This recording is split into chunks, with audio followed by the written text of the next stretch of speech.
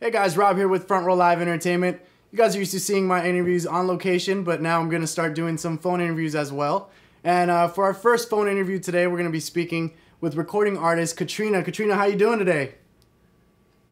Hey, Robert, I'm really good. How are you? Doing great. I'm definitely excited to speak with you. I've been talking to Tracy back and forth trying to set this one up, so it's good that we finally got to do this. Well, thank you so much for your time. I've been looking forward to meeting you / chatting with you, so it's a pleasure to be here. You've been bouncing back and forth from tour, and then you've also been in the studio. So what's that life like? It's pretty incredible, I have to say. I'm very thankful, and it's so surreal sometimes when I stop and actually take a look at what's going on around me. So easy to get caught up with where you want to go that sometimes you just have to stop and take a look at everything that's happened. So it's been incredible. It's been a ride. And this has been a pretty much a fresh ride for you because you're actually pursuing your dream now, right? I always wanted to come back to music. I'm so thankful that I've had this opportunity to do it. Some people thought I was crazy to quit law and jump back into the music scene, but there have been equally as many people, if not more, that have been totally supportive and completely understand where I'm coming from and have encouraged me because they know what's in my heart and they believe in the music. Yeah, exactly. And it's something that's been sticking with you forever. And you know, watching your lyric video for "Watch Me Walk Away," you know, the views on that is ridiculous. So I mean, obviously, there's people listening out there. I know. I'm kind of mind blown to see that it has over 111,000 hits already, and we haven't even released the single yet. It's overwhelming. Right? And the single, let the viewers know, the single comes out October 16th, correct? Yes, that's correct. I thought it said October 15th, but October 16th, you may have more recent info than I do at this point. But the last I heard it was October 15th, yeah. Okay, so tell us a little bit more about this single. What is the single mainly about?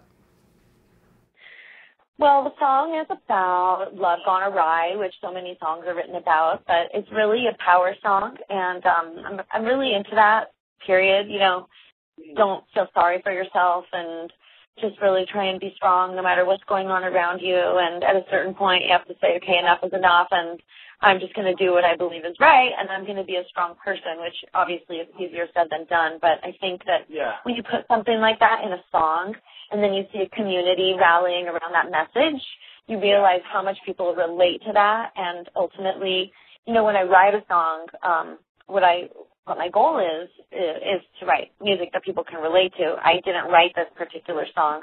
I was very blessed to have the song given to me to record and perform and to kind of make my own, but it's the only song so far that I haven't written that I've recorded that's going to be released as a single. But the message is so strong, and I totally relate to it. And it definitely helps, and you know, it's like everybody says, music is the cure for everything, right? I certainly think so. It's been my cure for so many things, and really a healing process depending on what the circumstances are, what the message of the song is ultimately about. But I think so many people feel that way about music, and that's why things get catchy and things go viral and that whole thing happens, you know? Definitely. And, you know, I'm definitely excited to see what you have in mind for an actual music video. Any plans on that already? Oh, we have some stuff in the pipeline, and we are plotting our next move as far as that goes. But there's so much traction right now with the lyrics video, and I'm really proud of the lyrics video. I think that it was beautifully done, and it's very impactful. If that's a word, I just used it. If not, I made it one. But I think that when we visualize it with, acting it out in images instead of just, choosing how to express the lyrics, I think people will relate to that too. So it's been fun. Okay, and like we mentioned earlier, you've been in and out of the studio. You're actually in the studio as we speak, correct?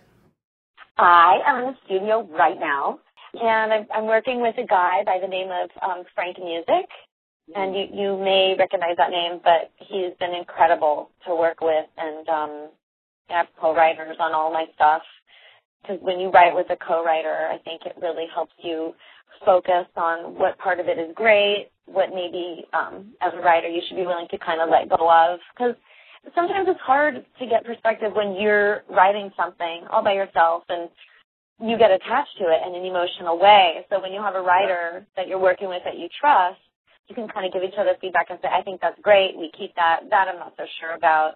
And you give each other perspective and sound advice about how you honestly feel about what's being created. Because you create in a bubble. You can't really share it along the way and say, hey, fans, what do you think of this? Kind of spoils the surprise. Yeah. But, Frank's music, we've written a bunch of stuff together. Two of the songs that are pretty well done at this point and going to be on the next record are Forced to Be Reckoned With and Be All Right.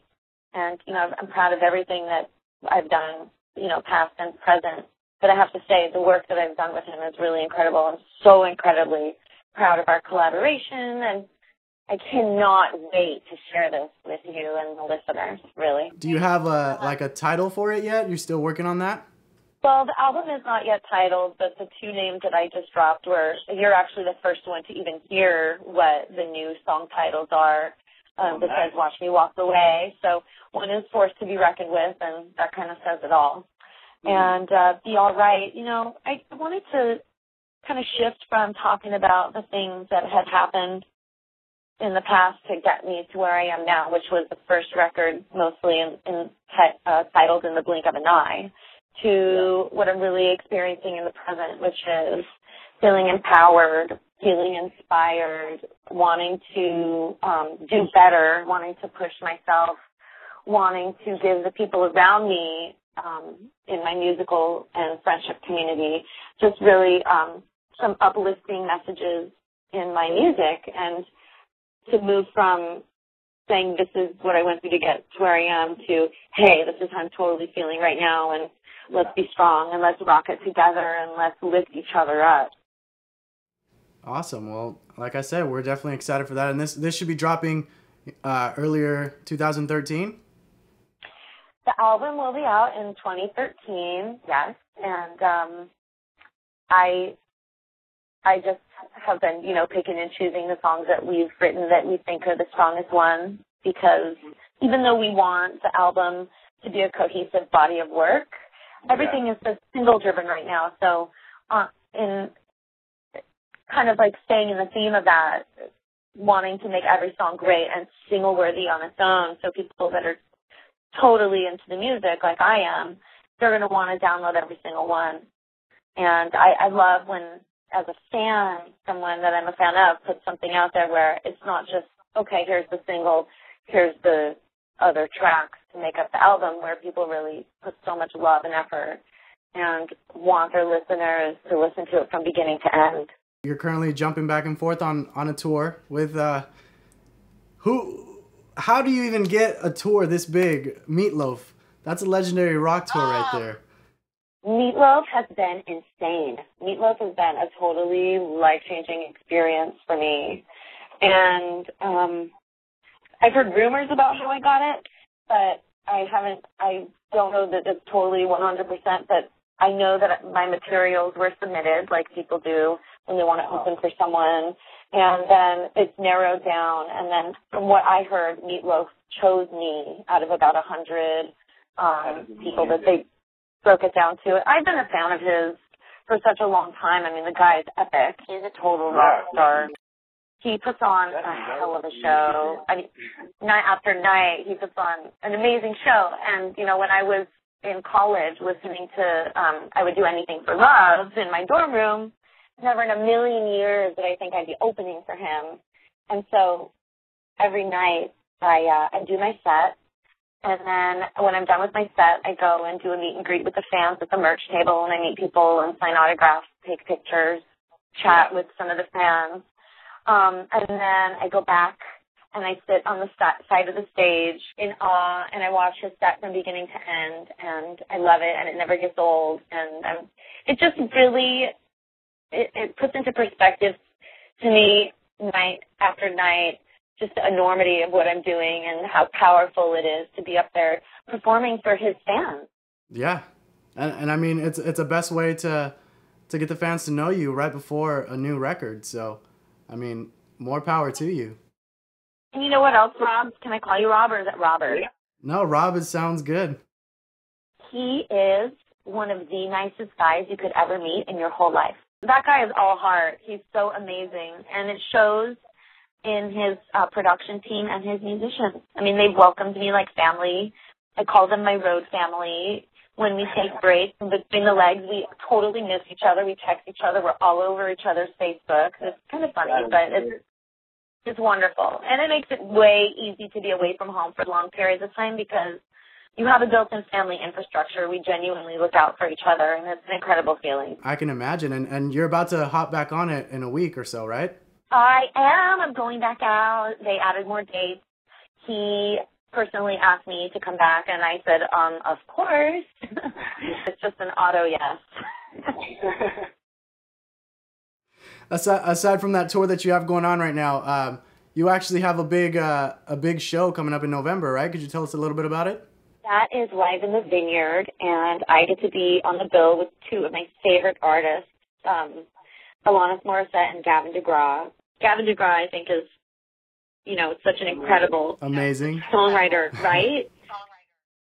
He's able to express himself in music the way most people dream to be able to, lyrically, musically.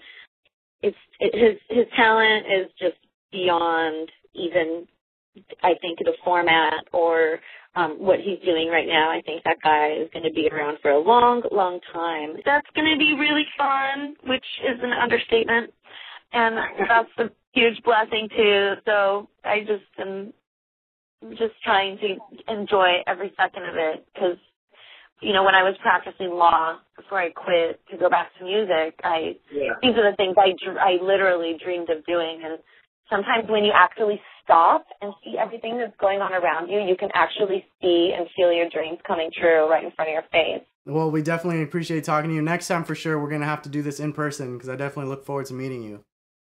I look forward to meeting you, too, and I didn't know that you were also a Kings fan, so there you go. Maybe we'll catch each other at a game sometime.